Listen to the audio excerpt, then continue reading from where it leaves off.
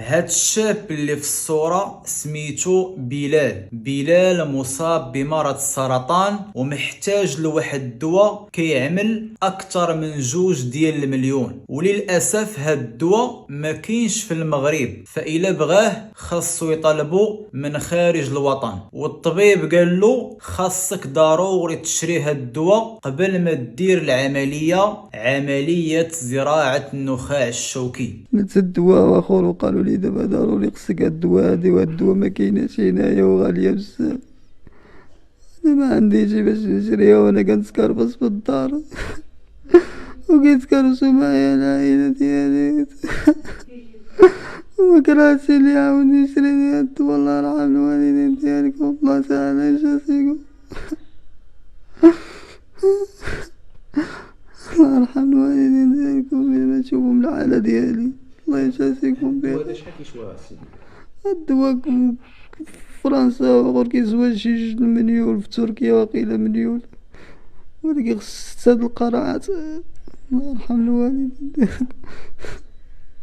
إلا ما تقول تستعمل هذا الدواء باش تعمل العمليه ديال الزراعه. قالت لي إلا بقيتي إلا خصك تبقى على قد الحياة ضروري هاد الدواء هادي. وعندي المرت 18 فرطة، كلشي الحريق ما كان ناس ما والو. الله يرحم الوالدين ديالكم يا ما عاونوني، الله تعالى يجازيكم.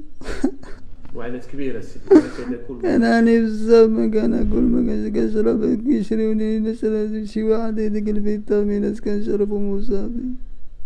الله يجازيكم بخير، الله يكثر خيركم إلا ما عاونوني. بلال باغي تعيش؟ باغي نعيش اخوتي، الله يرحم الوالدين كنتكرفس بزاف، يقدر يعاوني يبقى على الواحد ولا حتى الام ديالك دابا انت كضرب في الدواء حتى هي كتبكي.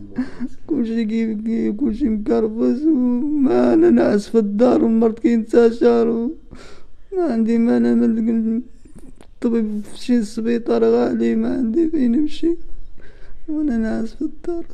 بالنسبة لأي واحد بغى يساعد هاد الشاب غادي نخلي لكم رقم الهاتف ديالو في أول التعليق، واللي ما قدرش يساعدنا ولو بالبارطاج. بغينا هاد الفيديو يوصل لشي محسن أو لا محسنة اللي يقدر يتكلف بالعلاج ديال هاد الشاب هذا. والسلام عليكم.